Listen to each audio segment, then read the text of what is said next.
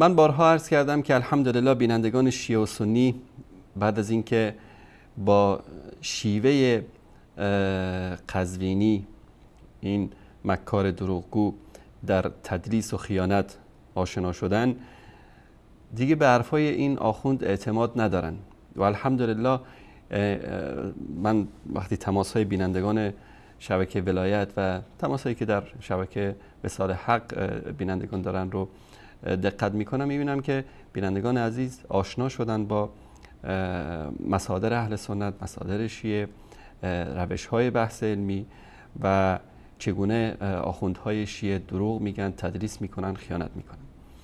کلیپی که اکنون میخوام خدمت شما عزیزان پخش بکنم تماس بیننده است به نام احمد احمدی از کردستان با شبکه ولایت که همین روز یکشنبه گذشته، دیروز نه پریروز، در برنامه قزوینی که با همین تماس دیگه بساطشون رو جمع کردن و برنامه رو تعطیل کردن به سبب آبروریزی که براشون به بار آورده بود. من تحدی میکنم که شبکه ولایت مثل ما همینطور تلفن رو بذارن جلوشون بدون فیلتر کردن، بدون اینکه تلفنچیشون ابوالقاسمی و غیره بیان و تماس ها رو اونو که دوست داشتن به استودیو وصل بکنن، اونو که دوست نداشتن وصل نکنن و اون بیننده بیچاره‌ای هم که به عنوان مخالف بیاد باید اینا رو تعریف بکنه، تمجید بکنه، از مقام معظم رهبریشون ذکر بکنه تا اینکه اینا اجازه بدن که این بیننده وصل بشه به استودیو. با وجود همه این فیلترها و با وجود همه این کارشکنی‌ها، با وجود این همه محدودیت‌هایی که در تماس دارن، بازم می‌بینیم که بیننده‌ها از همه این موانع عبور میکنن و این آخوند مدلس دروغگو رو مفتضح میکنن. ما تماس احمد آقا رو که مانند یک کارشناس با قزوینی بحث کرد و آخر مجبور شدن که تماسشون رو قطع بکنن رو خدمت شما عزیزان پخش میکنیم و من در لابلای پخش این کلیپ بعضی توضیحاتی هست که انشالله خدمت شما عزیزان بیان میکنم.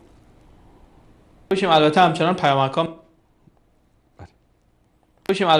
پیامکام داره برای من میاد. من انشالله سعی میکنم هم از تلفن ها هم از پیام ها استفاده کنم و سوالات رو مطرح کنم از محضر استاد و انشالله جوابش رو دریافت بکنیم. فقط بزرگواری بفهمید چون دیگه بر اساس وقت ما میدونید که محدوده، تو بخش تلفن ها مختصر و مفید باشه که ما بتونیم تلفن های بیشتری رو هم داشته باشیم. احمد آقا از کردستان از برادران اهل سنت ما هستن. احمد آقا سلام به شما، شب شما بخیر. من علیکم و رحمت الله. منم حضور آقای اسماعیلی و استاد محترم آقا قزوینی سلام عرض می‌نمایم. سلام علیکم. چکرم، بفرمایید. من یک سوالی دارم خدمت حضرت آیت الله قزوینی. حضرت آیت الله این عرض کنم خدمتت، اگه از فرمایشات مقام معظم رهبری اینه که ما رهبری بزرگواری داریم، هر کسی توهین بکنه، چه اهل سنت باشه چه اهل تشیع باشه، به هر کدوم این نه سنی نشه بلکه یه نوع منافقه. این فرمایشات دارد. از فرمایشات حضرت عاقب شهیدان چندین مورد فرمودی که گناه نابخشودنی توهین کردن به بزرگان اهل سنت و همچنین از آیت الله سیستانی که فرمودن انفسنا نگیرید برادران بگید انفسنا اتقوا. من اینو عرض دارم خدمت حضرت عالی شما یه شب از چون من علاقه خاصی دارم به برنامه‌های حضرت عالی. یکی از برنامه‌ها که این بود که صحبت از این بود فرمودی که برید برادران جوانهای اهل سنت هر وقتی علاقهشون عشقشون پیدا کنه برن کتابخوان بگردن که بله ابن تیمیه در خصوص امامان اهل سنت اینو گفته اهل المذهب امامان این مذاهب زندیق و منافقند.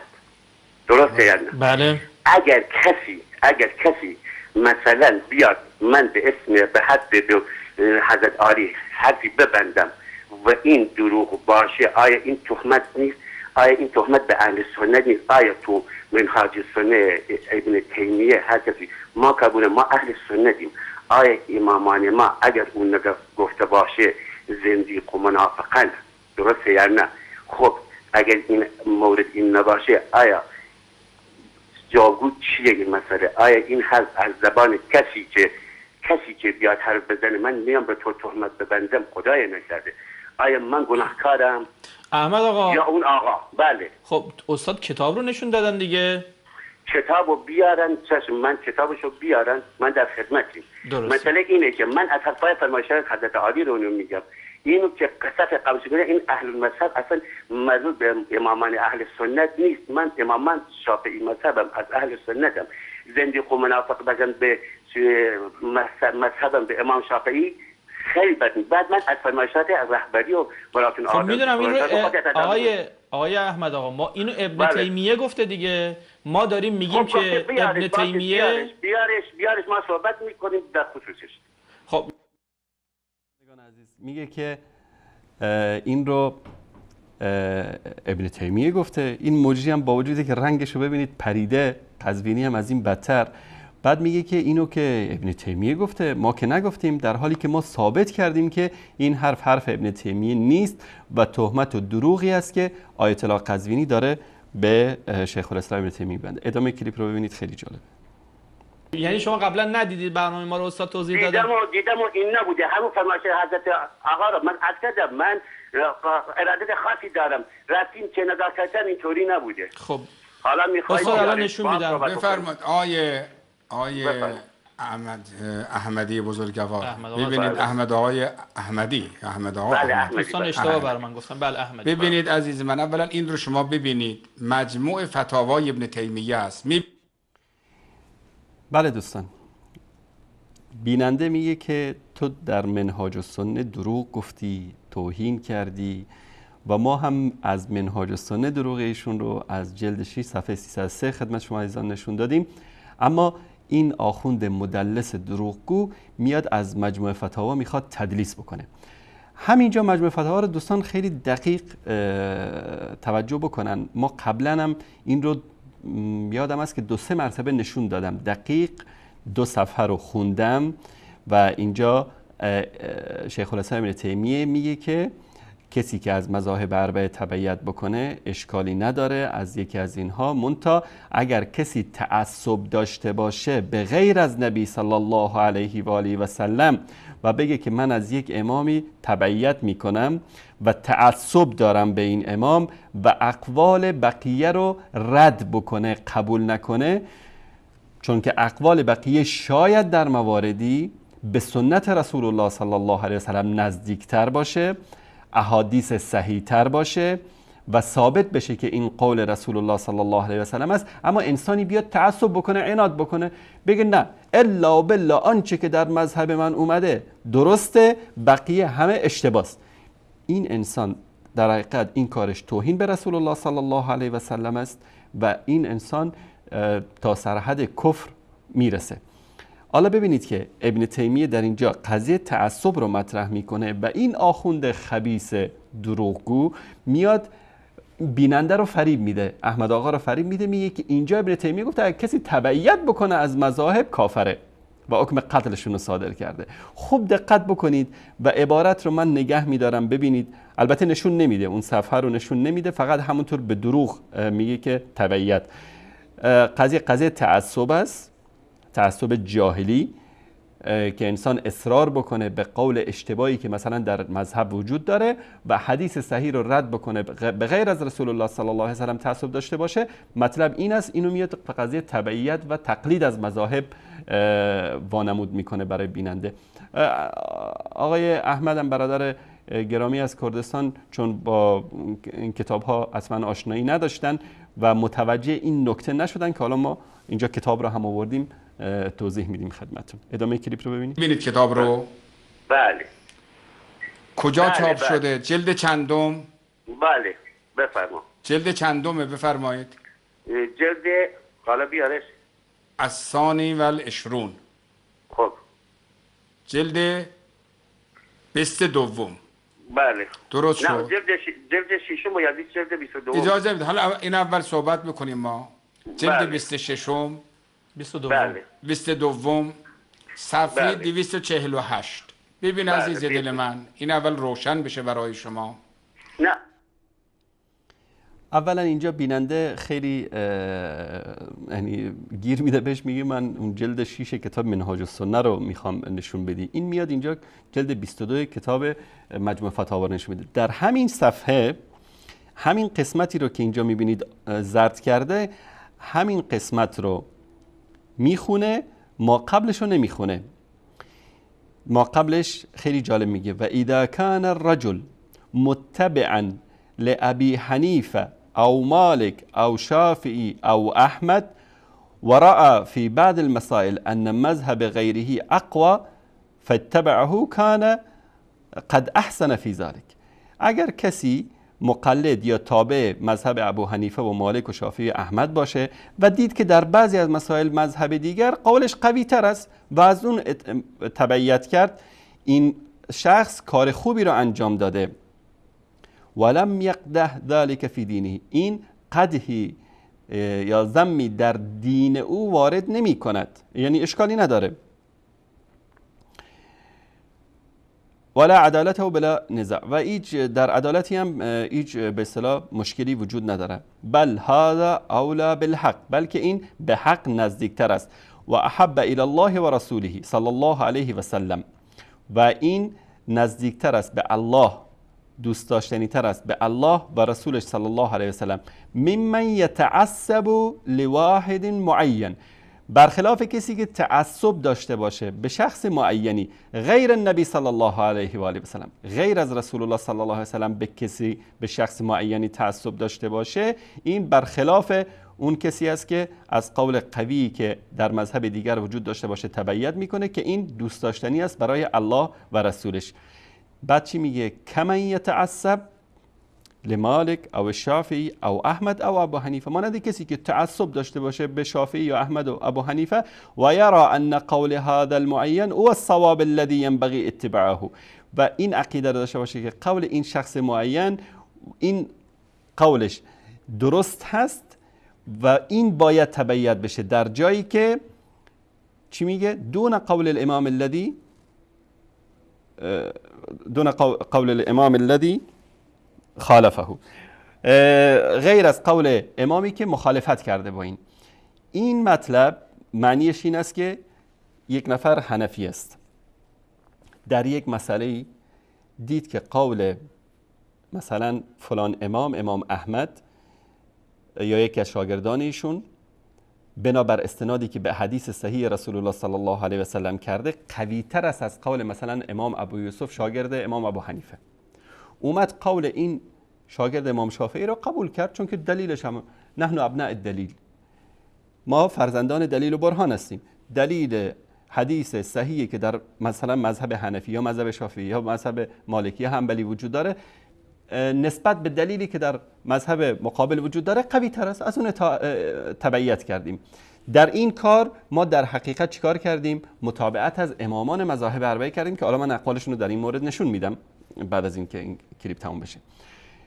اینجا ابن تیمیه میگه اگر کسی این کارو کرد، تعصب داشت به غیر از نبی صلی الله علیه و آله و سلم و در مقابل قول مذهب، قول صحیح مذهب دیگری رو رد کرد، این انسان چی است؟ ادامه رو ببینید.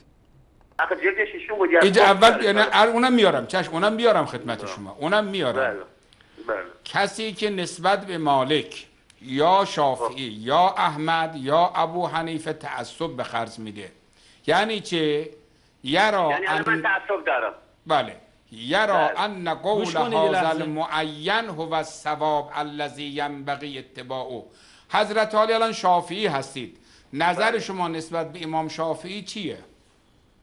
نظر مثبت دیگه. احسن. شما میگید ما از امام شافعی تبعیت میکنیم، نه از امام ابو حنیفه. این چهار مذهب برای ما تاج سرن، ولی شما میگید آقا اونی که شایسته است برای تبعیت مذهب امام شافعی دیگه. ببینید دوستان، قضیه تعصب بود، اونجا تعصب خوند، بعد اومد تبعیت رو مطرح کرد. ببینید تدلیس و خیانت و دروغگویی این آخوند مکار و حیله‌گر. تعصب کجا؟ تبعیت کجا؟ ببینید ادامه رو. دیگران رو تکفیر نمی کنید. ببین عزیز جان، ببین آقای احمدی جان، شما احسن، شما مقلد امام شافعی هستید ولی مقلد ابو حنیفه که نیستید. نه اونم تاج سر مذهب. احسن. ولی شما فتاوای کیه تبعیت میکنید؟ امام شافعی. احسن.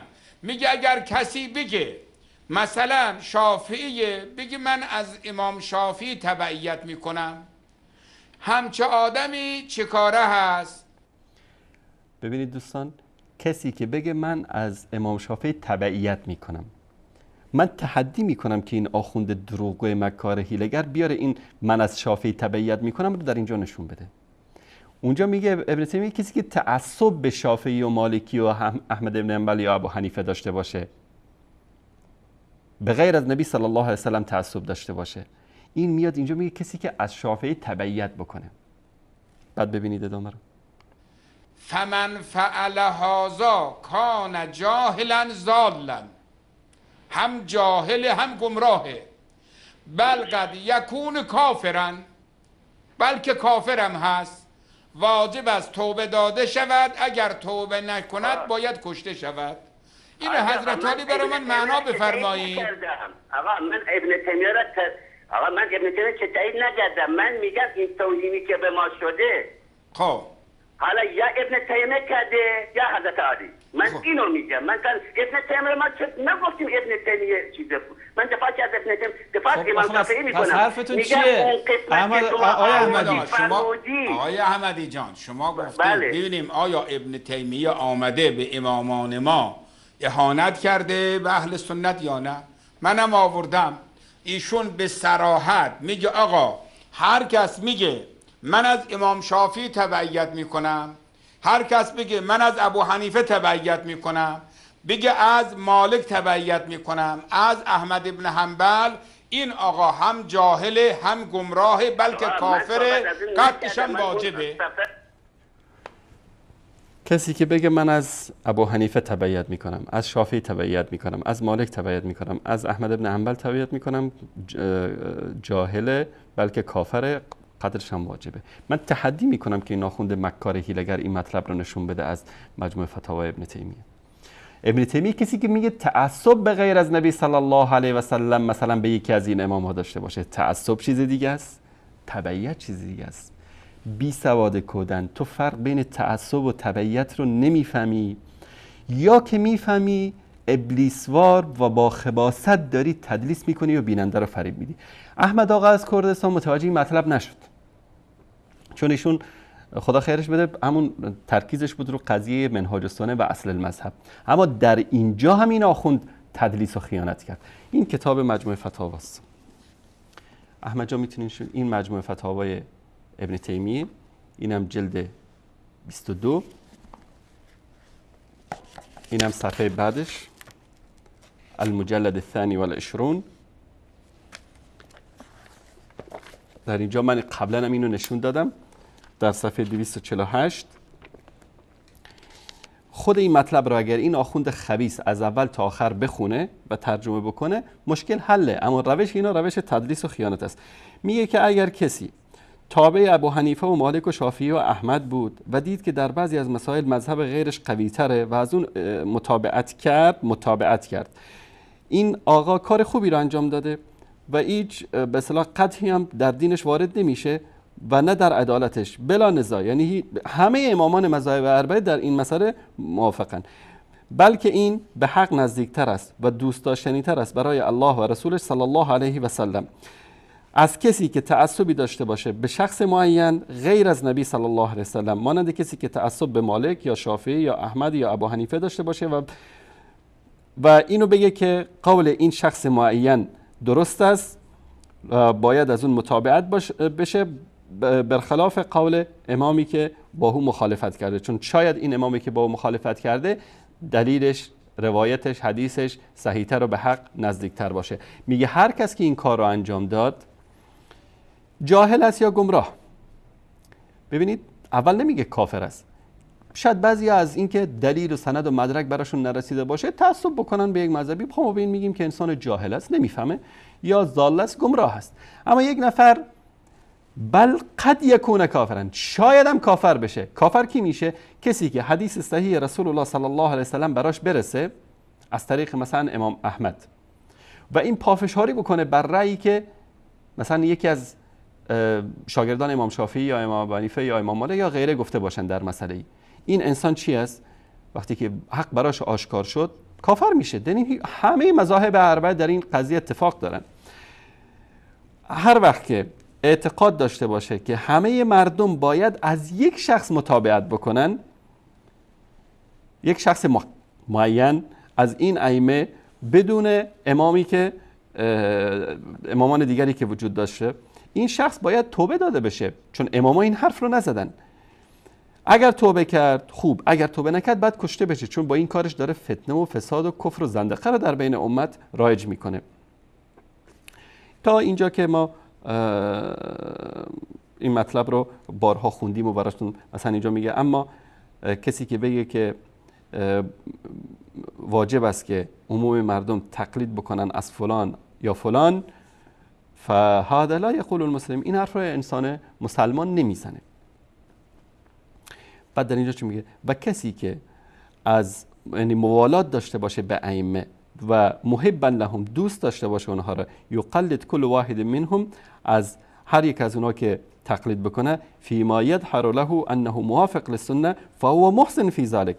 میگه اگر کسی موالات داشته باشه مثلا به امام شافعی، امام مالک، امام احمد، امام ابو حنیفه، محبا لهم، دوست داشته باشه اونها را، یقلد کل واحد منهم، از هر کدامشون که تقلید بکنه در آن چیزی که فیما یظهر له انه موافق للسنه، در اون چیزی که برای ظاهر شده که این موافق سنت است، فهو محسن فی ذلک، این آدم کار خوبی را انجام داده. بل هذا احسن حالا من غیری، بلکه این حالش بهتر است از غیر از او. این بود اصل این مطلب که این آخوند خبیث زندیق اومد اینجا تلبیس کرد و خیانت کرد که من از مجموع فتاوای ابن تیمیه خدمت شما عزیزان اینجا نشون دادم. همین مطلب رو ما خدمت شما عزیزان میریم از کتاب‌های مطالب زیادی من در این مورد دارم، منتها من یکی دو تاشو نشون میدم. همه میدونید که امام نووی یکی از علمای بزرگ شافعی است. اینجا در کتاب المجموع در صفحه 63 در این فصل میاد چی میگه؟ صح عن شافعی رحمه الله، صحیح، روایت صحیح از شافعی رحمت الله علیه است که انه قال، که ایشون فرمودن اذا وجدتم فی کتابی خلاف سنت رسول الله صلی الله علیه و سلم، اگر در کتاب من خلاف سنت رسول الله صلی الله علیه و سلم را یافتید، فقولوا بسنت رسول الله صلی الله علیه و سلم و دعوا قولی، اگر که شما در کتاب من شافعی مطلبی خلاف سنت رسول الله صلی الله علیه و سلم یافتید، قول رسول الله را بگیرید و حرف من را بگذارید. و روی عنه اذا صح الحدیث خلاف قولی فاعملوا بالحدیث واتركوا قولی او قال فهو مذهبی، اگر که حدیث صحیح برایتون رسید بر خلاف آنچه که من گفتم، عمل کنید به حدیث صحیح و ترک کنید قول من را، یا که فرمودن این حدیث صحیح مذهب من است. همین مطالب از امام ابو حنیفه، امام مالک، امام شافعی و احمد ابن حنبل هم روایت شده، چون این مذهبشون این بوده. مذهبشون متابعت از قرآن و سنت بوده، نه تعصب. بیارن یه قول از امام شافعی یا امام ابو حنیفه یا امام مالک یا امام احمد که فرموده باشن که یا ایها الناس مرا متابعت بکنید و غیر از من از کسی دیگری متابعت نکنید و به من تعصب داشته باشید. هاشا و کلا که این بزرگوارا این حرفا رو بزنن. بلکه چی میگفتن؟ مردم رو به قرآن و سنت دعوت میکردن. امام ابو حنیفه میگه که هر حدیثی که به پایه صحت رسید مذهب ابو حنیفه است. در ادامه چی میگه؟ و روی هذا المعنى بالفاظ مختلفه، و امین با همین معنا به الفاظ مختلف روایت شده. این از امام شافعی.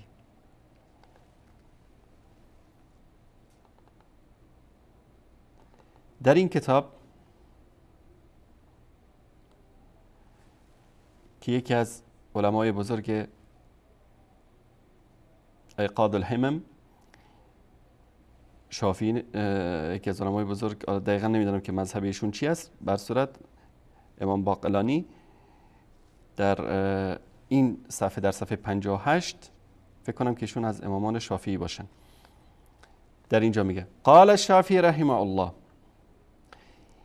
اجمع المسلمون، مسلمان ها اجماع کردن، على ان من استبان له سنة من الرسول الله صلی الله علیه وسلم لم یحل له ان یدعها لقول احد.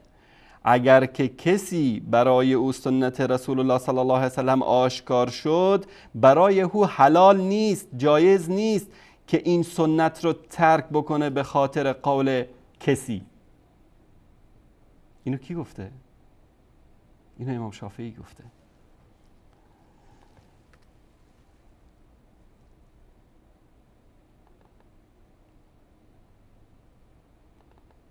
اینم یکی از ابن عابدین، یکی از علمای بزرگ احناف، البحر الرائق، در این صفحه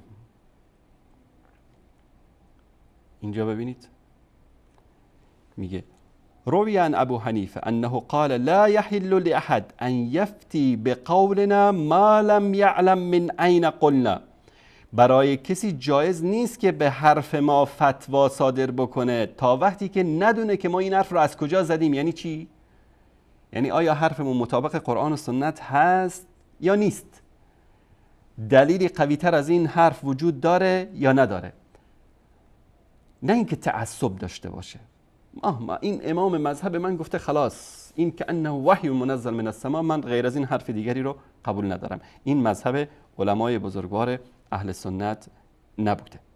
این کتاب جامع بیان العلم و فضله در جلد اولش در اینجا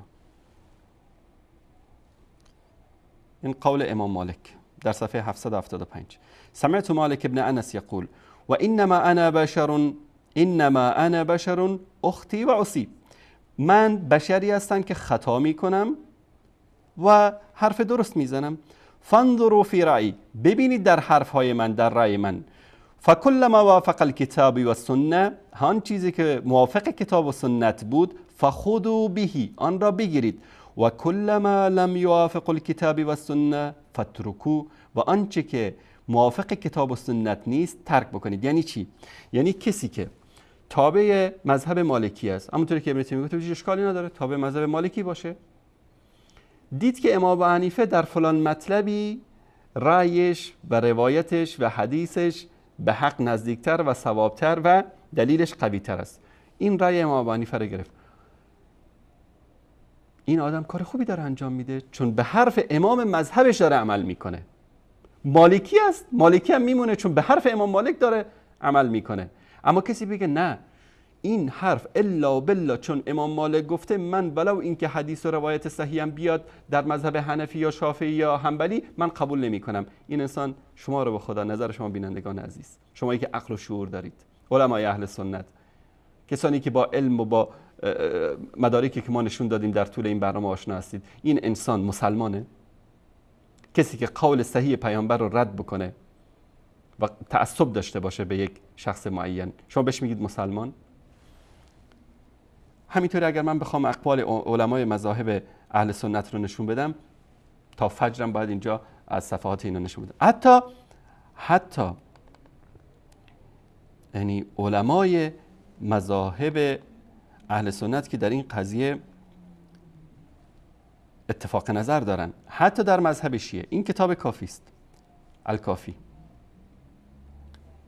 این اصول کافی جزء اول، اینم در کتاب فضل علم صفحه 31 باب تقلید.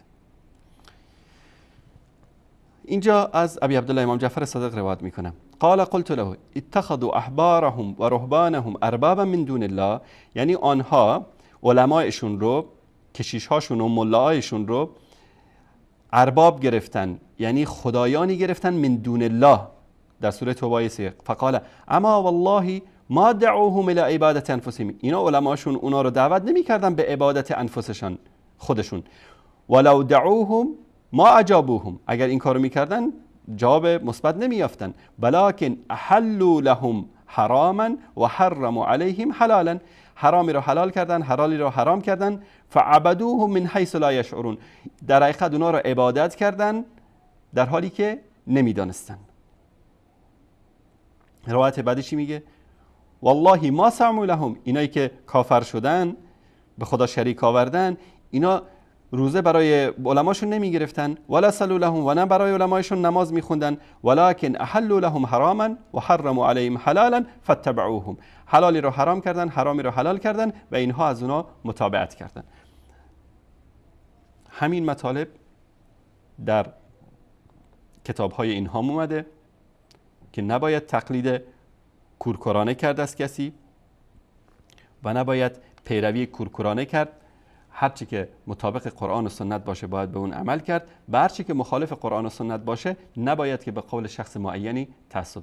ببینید حرفایی که ابن تیمیه میزنه خیلی سنجیده، دقیق و مطابق قرآن و سنت است، برخلاف آنچه که نه تنها مطابق قرآن و سنت، مطابق اقوال ائمه مذاهب اربعه اهل سنت و موافق اقوال امام جعفر صادق که اینها ایشون رو رئیس مذهب جعفری اثناعشری میدونن.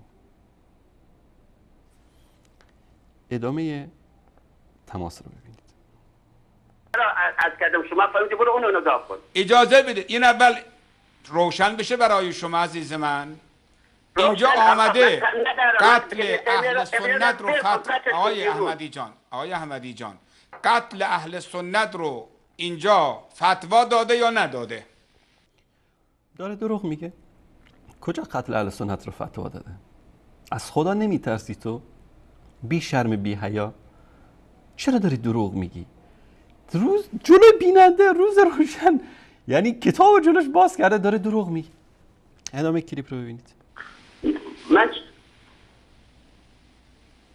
الو آقای احمدی، الان جواب سوال استاد جواب سوال من رو بدید عزیز من. این نیست، من اونو سفر رو گفتم بیا. عزیز من شما این اول جواب بدید، چشم اونم ما میاریم. اونم میرم بررسی میکنم، چشم زنگ میزنم. نه این الان جواب بدید من. نه جواب اینو ندارم. من عرض کردم جواب اونو میخوام. عزیز من نمیگه خدا حافظ دیگه، من کاری ندارم. آخه جواب چی؟ شما جواب چی میخواد شما سوال نپرسیدید. مطالعه بکنم چشم. من صحبت از حرف دیگه کردم، اونو نخواستم، اون یکی رو خواستم. آخه من نمیدونم شما چی میخواید. اون یکی چیه؟ من اینو خواستم، من نمیرم. آقای احمدی بفرمایید. بله. ایشو ببینید چقدر بی حیا اینا. میگه ما اصلا نمیدونیم که شما چی میخواید، در حالی که در اول تماس گفتن که نه ما جواب دادیم، استاد آوردن از اصل کتاب نشون دادن. الان خودشو زده به کوچه حسن چپ میگه نه من شما اصلا چی میخواید. خوب میدونن که بیننده چی میخواد، اما ای داره یمین یسار داره فریبکاری میکنه. حالا هم که بیننده مجبورش میکنه اصل کتاب رو بیاره، کتاب منهاج السنه جلد 6 صفحه 33، ببینید که در اینجا چه تدلیس میکنه. آخه ما نمیدونیم منهاج السنه جلد 6 درست شد؟ بله خوب. بفرمایید. ایشون در اینجا میاد بحث شیعه را اول مطرح میکنه. اگر در کلیپ اولی دیده باشید میگفت که اصلا اینجا بحث شیعه و زیدیه و اینا نیست، بحث مذاهب اهل سنت هست. الان در اینجا که این سفر نشون میده میگه که بحث شیعه رو داره مطرح میکنه. تناقض رو متوجه شدید؟ یک بار دیگه دقت بکنید. منهاج السنه جلد 6 درست شد؟ بله خوب. بفرمایید. ایشون در اینجا میاد بحث شیعه را اول مطرح میکنه، بعد میاد به خلاف رافضه فان رؤوسهم كانوا كذلك مع ان كثيرا منهم ليسوا منافقين ولا كفارا بل بعضهم له ایمان و عمل صالح و منهم من هو مخطئ یغفر له خطایا. دوستان عزیز اگر متوجه شده باشن مطلب رو اومد از اینجا خوند، به خلاف رافضه فإن رؤوسهم كانوا كذلك، داره که مطلب از اینجا شروع میشه، پاراگراف از اینجا شروع میشه. من امروز قبل از اینکه بیام برنامه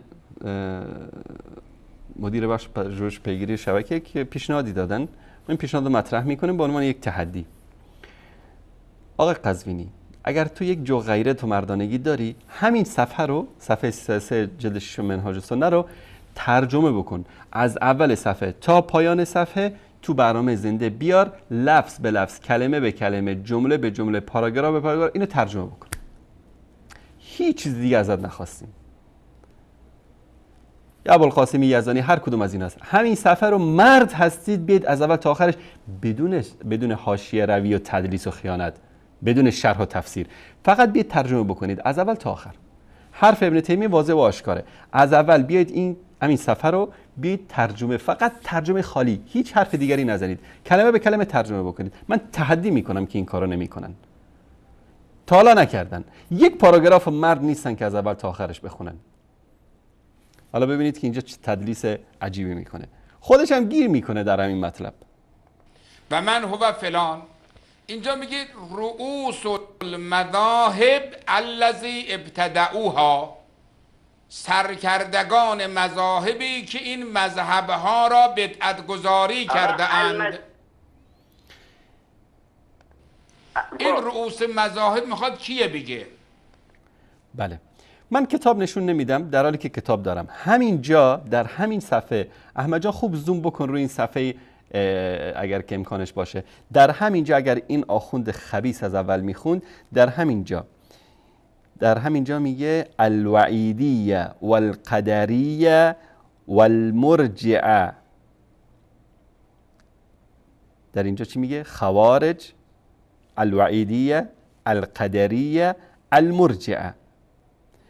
ولهذا رؤوس المذاهب. در اینجا از بیننده چی میپرسه؟ میگه این رؤوس المذاهب کیا رو داره میگه؟ خیلی اینجا یک نکته جالبی است، دوستان یک بار دیگه دقت بکنن. بحث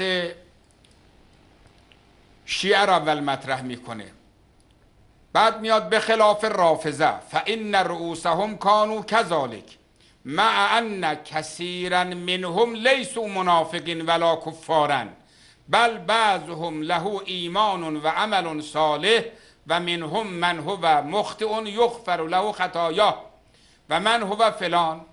اینجا میگید رؤوس المذاهب الذی ابتدعوها، سرکردگان مذاهبی که این مذهبها را بدعت گذاری کرده اند.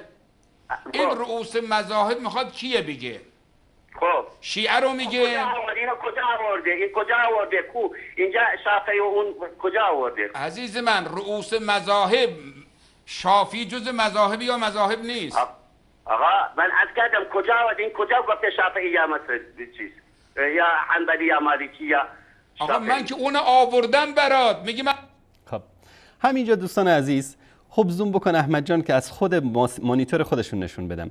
میگه اینجا میگه که ولهذا رؤوس المذاهب، میگه ببیننده چی میگه؟ اینجا دیگه رؤوس المذاهب اومده دیگه. این رؤوس المذاهب کیا هستن؟ شافعی نیست، مالکی نیست، حنبلی نیست، در حالی که اگر پاراگراف بالاشو بخونه در اونجا خوارج و مرجعه و قدریه و وعیدی است و جهمی است رؤوس المذاهب. ولو اینکه شافعی و مالکی و حنبلی و ابو حنیفه و غیره هم که این دروغگوی مکار ادعا میکنه در اینجا مطرح شده باشه. در اینجا چی میگه؟ ولهذا رؤوس المذاهب التي ابتدعوها، این بی سواد کودن میگه مذاهب الذی، بر صورت مذاهب التي ابتدعوها لم یقل احد انهم زنادقة منافقون.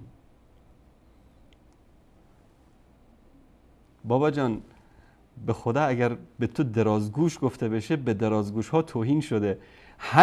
همینجا به بیننده داره تحدی میکنه. به بیننده این رؤوس المذاهب کیا هستن؟ دو کلمه بعد رؤوس المذاهب التي ابتدعوها لم يقل احد انهم زنادقة منافقون. رؤوس مذاهبی که این بدعت ها رو آوردند، یعنی خوارج و وعیدیه و قدریه و مرجعه، لم یقل احد انهم زنادقة منافقون. کسی نگفته که اینا منافق و زندیق هستند یا بودند. به خلاف رافضه، برعکس رافضه، فان رؤوسهم كانوا كذلك، رؤوس مذهب رافضه این چنین بودند. الله اکبر.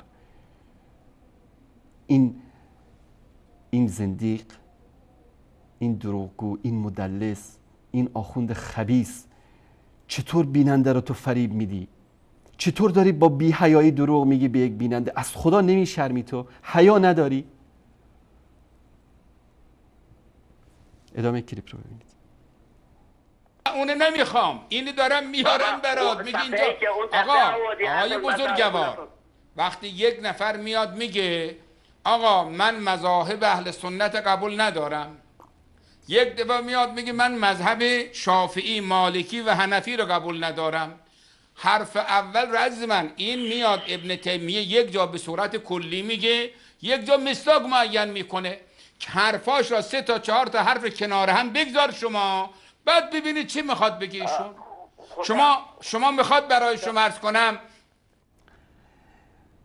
ببینید میگه که ابن تیمیه یک جا کلی میگه، یک جا اسم میبره، 3 تا 4 تا حرفاشو کنار هم دیگه بگذارید، بعد شما یک مطلب بیام این کارم بکن، این کارت مونده، همین کارم بکن. مجموعه فتاوا هم داریم، منهاج السنه هم داریم، همه کتاب ابن تیمیه رو چاپ شده اینجا داریم. بیا این کارم بکن، والله همینجا مفتضحت میکنم تو همین برنامه. مکار دروغگو، شاگرد مکارم شیرازی که در موردش حسن اللهیاری میگه که یهودی زاده ولد زنا، ما نمیگیم، ما کاری نداریم، خب آخوند خودتون است میگه. بیار همین کارم بکن. یک جا کلی گفته، یک جا جزئی گفته، یک جا به تفصیل گفته، یک جا مجمل گفته، اینا رو هم جمع بکن. هر روش تلبیس و تدریسی که داری انجام بده قزوینی، ولت نمی کنیم تا به قول افغانها نه یک خط بینی نکشی، توبه نکنی، به غلط کردن نیفتی، ولت نمی کنیم. این اصل المذاهب رو باید پیدا بکنی برای ما. بکش خودتو، برو مریخ، برو مشتری، برو دوزخ و جهنم، هر جایی که میخوای برو، خودتو به هر در و دیواری که با این 200 تا 300 تا کارشناس و آیت الله و مرجع تقلید و استاد دانشگاهتونم اینا رو هم با هم جمع بکنید. و چای جمع‌کرانم احمد جان میگه اضافه بکنیم. وادعوا شهداءکم من دون الله. همه رو جمع بکنید. مرد هستید اینو پیدا بکنید، نشون بدید. بابا جان من تعجب میکنم به تو قزوینی، بی حیا، بی شرم. بابا نیومده این چیزی که تو میگی دروغه، چرا به زورکی میخوای یه چیزی رو ثابت بکنی؟ حالا میره میپره یک جای دیگه، قضیه انا شافعی و شرع و فلان. اینا ببینید اینا. شافعی رو بگه برای شما عرض کنم خیلی راحت. من خدمت حضرت عالی عرض کنم که در رابطه با شافعی ها به صراحت در رابطه با شافعی ها خدمت حضرت عالی من عرض بکنم که بدانید بر این که ایشون بله نسبت به خود شافعی ها چه مطلبی داره. بفرما عزیز من، این مجموع فتاوا جلد 4، هر کس بگوید من شافعی و شرعم اشعری الاعتقادم، میگیم این ازداده، بلکه مرتدی. تو شافعی رو میخوای بفرمانیم شافعی، از این واضح‌تر میخوای؟ خب کسی که شافعی باشه اشعری که نیست. چی؟ شما الان شافعی هستید در فقه از نظر گرایش کلامی. یعنی امام شافعی آقای احمد اینم صداشونو بلند کنید. عمدن صداشو پایین کردن. حرف بیننده این بود، میگه که الان شما بگید که امام شافعی اشعری بوده یا نبوده. ما قبلا در این مورد مفصل صحبت کردیم و خدمت شما عزیزانم بیان کردیم که در قضیه مسئله اشعری و ماتریدی، انسانی که عقل و شعور داشته باشه، در اینجا طبیعت حال یک سوال ایجاد میشه، همین سوالی که ایشون پرسید که آیا امام شافعی اشعری بوده یا نبوده؟ جواب بدید. امام شافعی اشعری بوده یا نبوده؟ امام شافعی در سال 150 به دنیا آمده، در سال 204 از دنیا رفته. ابوالحسن اشعری در سال 260 به دنیا آمده. یعنی شما تصور بکنید تقریبا 110 سال بعد، 110 سال بعد از تولد امام شافعی و 56 سال بعد از وفات امام شافعی. یعنی امام شافعی وفات کرده، 56 سال بعد ابوالحسن اشعری به دنیا آمده در سال 260. در 324 هم از دنیا رفته.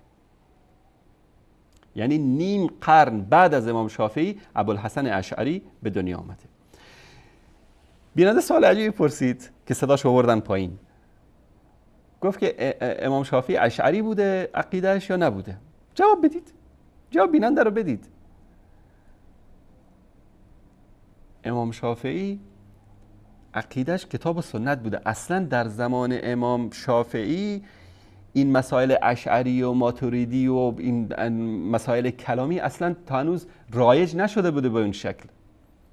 چون قضیه علم کلام وقتی وارد دین مبین اسلام شد که فتوحات توسعه پیدا کرد، مسلمان ها مثلا مناطق خراسان و هند و پاکستان و امروزی رو، این مناطق رو گرفتن و قسمت های از روم و فارس و اینجا فتح شد. فلسفه و کلام وارد شد به دین مبین اسلام. این در قرآن و سنت نبود. امام ابو حنیفه، امام شافعی، امام مالک، امام احمد ابن حنبل نمی اومدن از طریق فلسفه و کلام مسائل اعتقادی رو ثابت بکنن. از آیات و از احادیث می اومدن این مسائل رو ثابت میکردن. بیننده اینجا سوال جالب میپرسه، میگه که امام شافعی اشعری بود یا نبود؟ یعنی من خطابم به اهل سنت هست، یعنی اینا که خبیثایی که میخوان اینطوری بین اهل سنت اختلاف بندازن. من کاری ندارم که امروز مثلا بعضی از علما اهل سنت میان میگن که حالا ما در مسائل کلامی اشعری هستیم. اولا ابوالحسن اشعری از خیلی از اعتقادات باطلی که داشت برگشته، کتاب مقالاتش در این مورد مفصل صحبت میکنه که مجالش نیست که ما تو این مسائل در این برنامه صحبت بکنیم. علما اهل سنت در این مسائل آگاه هستن، اما هدف این آخوند خبیث فقط به جان هم انداختن مسلمانان و اهل سنت است. امام شافعی عقیدهش مطابق قرآن و سنت بوده. 56 سال بعد از وفات امام شافعی ابوالحسن اشعری به دنیا میاد. حالا تقریبا شاید 70-80 سال بعد از وفات امام شافعی میاد بعضی اعتقاداتی که باطل بوده، ما حق رو میگیم، بعضی از اعتقاداتش باطل بوده مطرح میکنه. بعد در آخر عمر برمیگرده از این اعتقاداتش. کتاب مقالاتش رو که ببینید مفصل در این مورد صحبت شده. و امروز کسانی که شافعی هستن اگر قضیه عقیده رو از قرآن و سنت طبق مذهب امام شافعی میخوان بگیرن، حیاکم الله، این روش امام شافعی بوده، روش امام احمد بوده، روش امام مالک بوده، روش امام ابو حنیفه بوده. اما میگن که نه، ما امام شافعی رو در مسائل اعتقادی قبولش نداریم، ما عقیده رو از اشعری میگیریم، ابوالحسن اشعری میگیریم. سوال موجه این است که یا ایها الناس، شما به عقیده امام شافعی شک دارید؟ در اینجا دو نکته مطرح میشه، یا اینکه امام شافعی عقیده رو بلد نبوده یا عقیدهش باطل بوده، عقیده ابوالحسن اشعری صحیح‌تر بوده، درست‌تر بوده، به خاطر همین عقیده امام شافعی رو رها کردید، عقیده امام ابوالحسن اشعری رو گرفتید.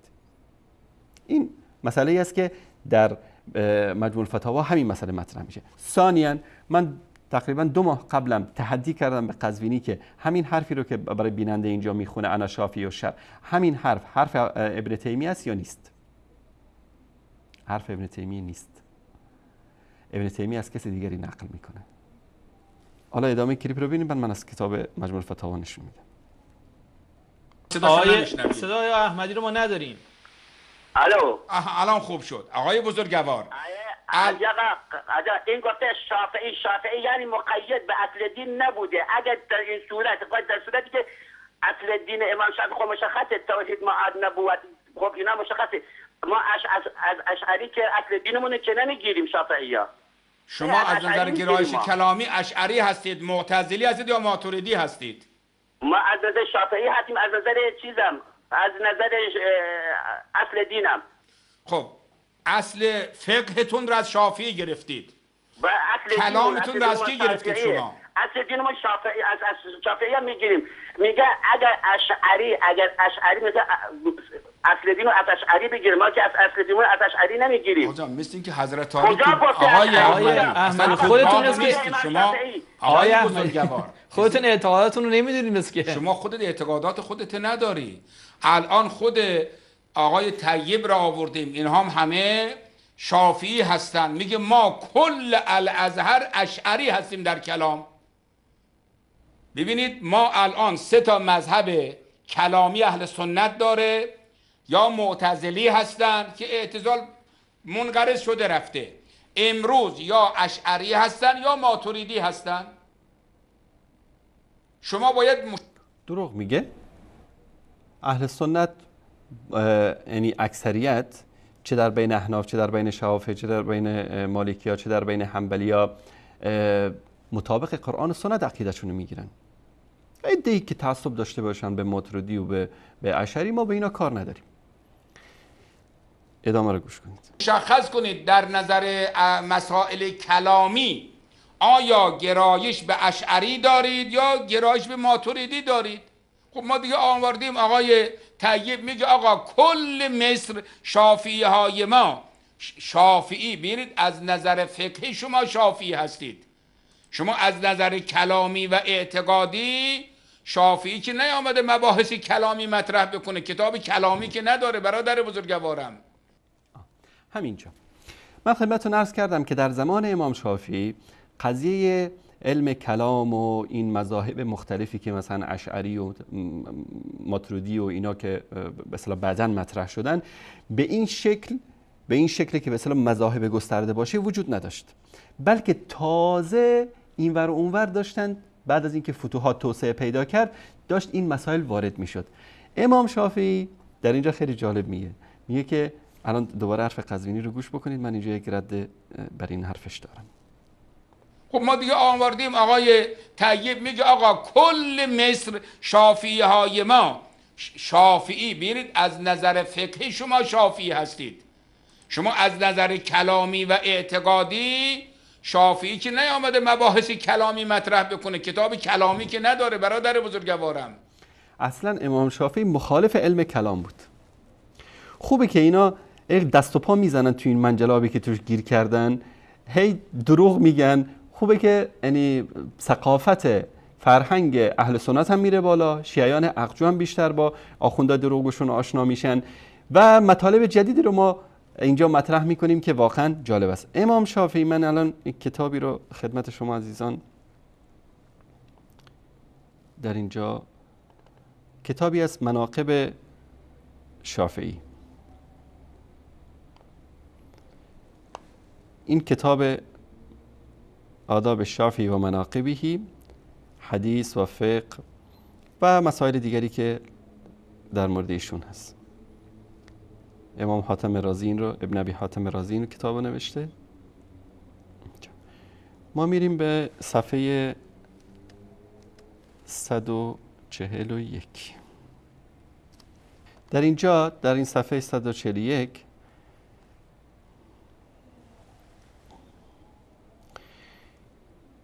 میگه که امام شافعی که کتابی در کلام نداشته. اصلا امام شافعی دشمن علم کلام بوده، چون که این یک علم دخیل است در اسلام و قرآن و سنت، یعنی اصلا وارد کردن علم کلام و فلسفه در قرآن و سنت و در دین مبین اسلام بدعتی بود که این رو به وجود آوردن.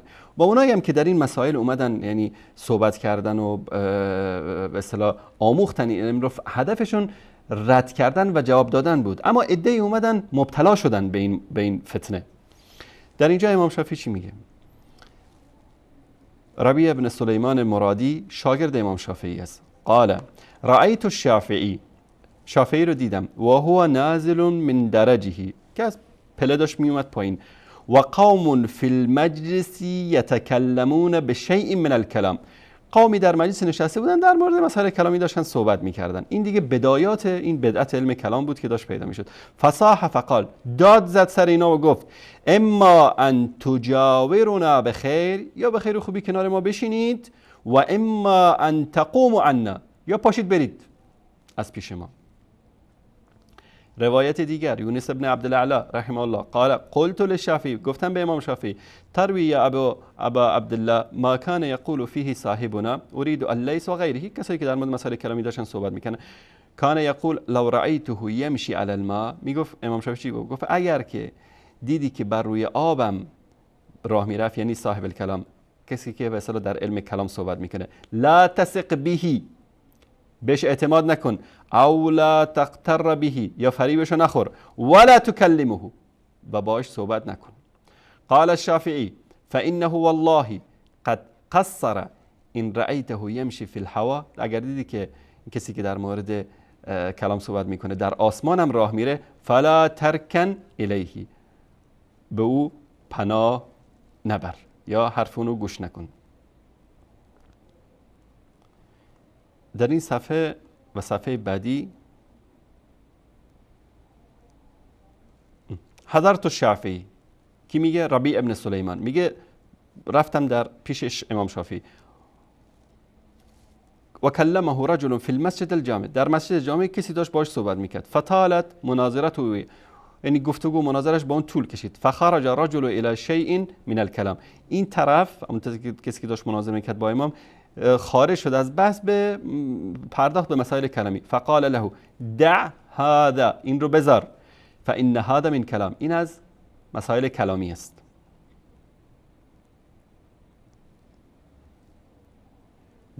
قال حسن بن عبد العزيز الجروي كان الشافعي ينهي نهي شديد عن الكلام في الاحوال، امام شافعی من میکرد منع شدید کسایی که میومدن میخواستن وارد با فلسفه و با علم کلام مسائل اعتقادی رو ثابت بکنن.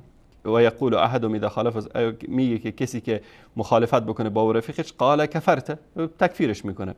والعلم انما یقال فیه، بلکه علم چی میگه؟ اخطأت، اشتباه کردی. روایت بعدی میگه که سمعت الشافعی ما ترد احد بالکلام فافله، کسی که وارد علم کلام بشه رستگار نمیشه. و این حرفای دیگه است که در مورد تشیع و مسائل دیگه است. پس امام شافعی این میگه که امام شافعی که کتابی در کلام نداشته، بابا بی سواد بی شعور، امام شافعی اصلا مخالف علم کلام بوده. ادامه کلیپ رو ببینیم. در مباحث کلامی یا باید برید سراغ آقای واصل ابن عطا بنیانگذار. کی گفته این باید بری؟ این از کجا میاری تو؟ کی گفته که باید بری؟ باید بری کی گفته؟ ابو حنیفه گفته؟ شافعی گفته؟ مالک گفته؟ احمد ابن حنبل گفته؟ خدا گفته؟ پیغمبر گفته؟ اصلا کسی که گفته در مباحث اعتقادی قرآن و سنت رو رها کنی بری سراغ فلان غلط کرده. هر کسی که میخواد باشه، در هر رتبه و مقامی هم که میخواد باشه. خدا میگه اعتقادتون از کتاب بگیرید، از قرآن کریم بگیرید. رسول الله صلی الله علیه و سلم اعتقاد رو برای ما بیان کرده. ائمه بزرگوار اهل سنت این حرف رو نزدن.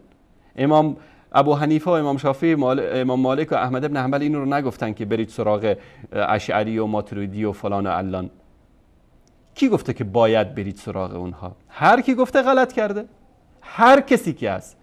این آقا شیفته شیخ طیب است در ازهر گفته. بابا بیشور، شیخ طیب همون کسی است که با یهود و نصارا دستش رو یک کرد در قضیه انقلاب بر علیه مسلمان ها در مصر، در کنار سیسی و جماعتش وایستاد و بر علیه مسلمان ها صحبت کرد. یک صوفی مزخرف خرافاتی. در گروزنی هم رفت با اون قادروف رئیس جمهور دست نشانده روس در چچن، با اون اونجا رقصید، اونو تاییدش کرد.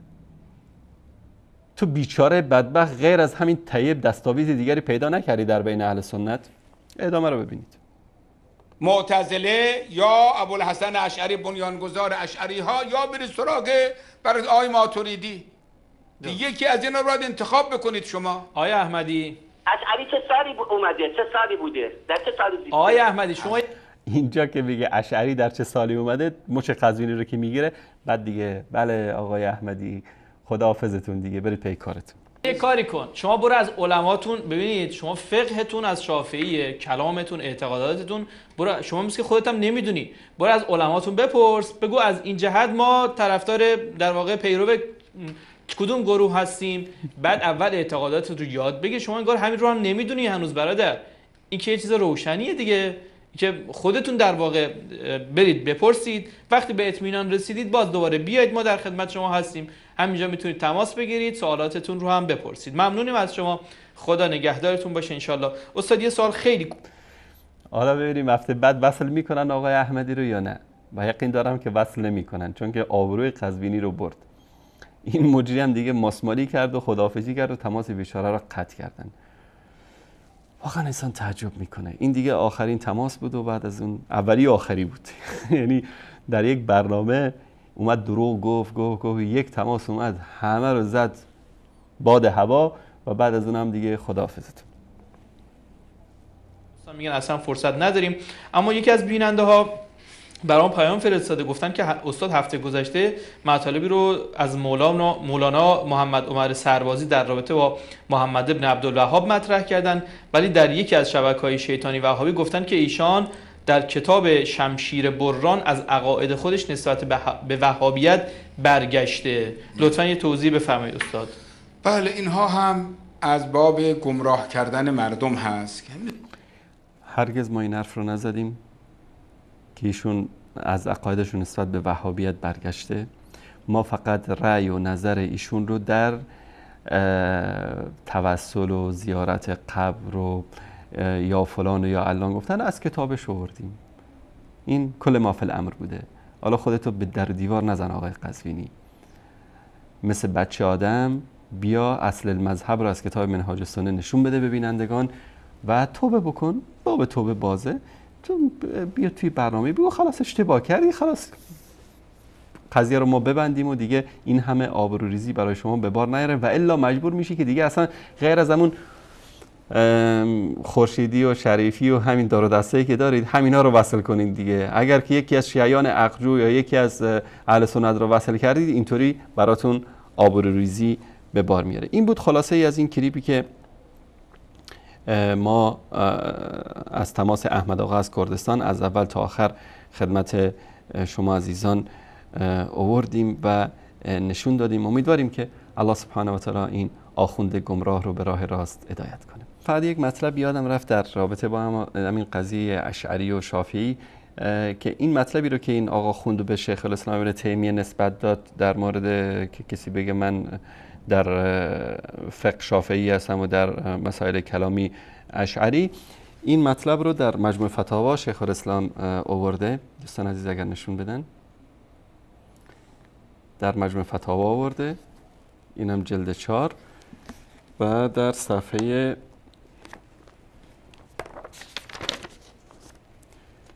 175 در صفحه 175 این حرف ابن تیمیه نیست، بلکه میگه که ما ذکره شیخ الحرمین ابوالحسن محمد ابن عبدالملک الکرجی فی کتاب الذی سماه الفصول فی الاصول عن ائمة الفحول الزاما لذوی البدع والفضول و کان من ائمة الشافعیه.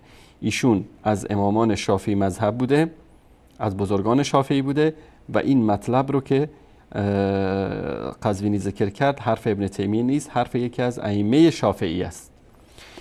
در صفحه 175 این مطلب رو در اینجا اینطوری بیان میکنه: وجه سوم لابد من ان نبین فيه، که این مطلب رو آشکار بکنیم که فنقول ان فی النقل عن هؤلاء الزاما للحج عن كل من ينتحل مذهب الامام يخالف فی العقیده. کسی که مذهب یکی از امامان رو داره، مثلا حنفی، شافعی است و در مسائل عقیده مخالف امام است، یعنی میره سراغ ماتریدی و اشعری، فان احدهما لا محاله یدلل صاحبه.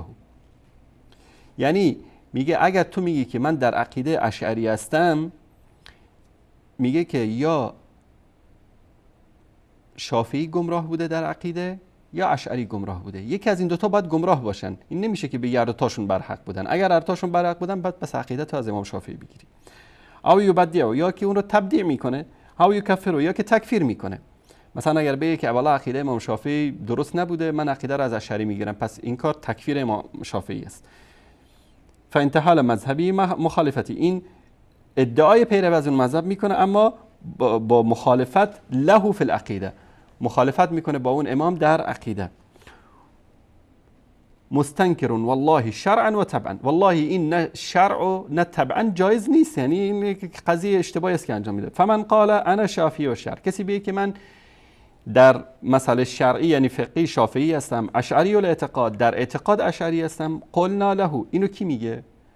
امام الحرمین میگه، کرجی که خودش از ائمه شافعی است، میگه قلنا له، میگیم به اون هذا من الازداد، این از تناقضات است. لا بل من الارتداد، بلکه این از ارتداد است. ارتداد از مذهب، نه ارتداد از اسلام، ارتداد از مذهب.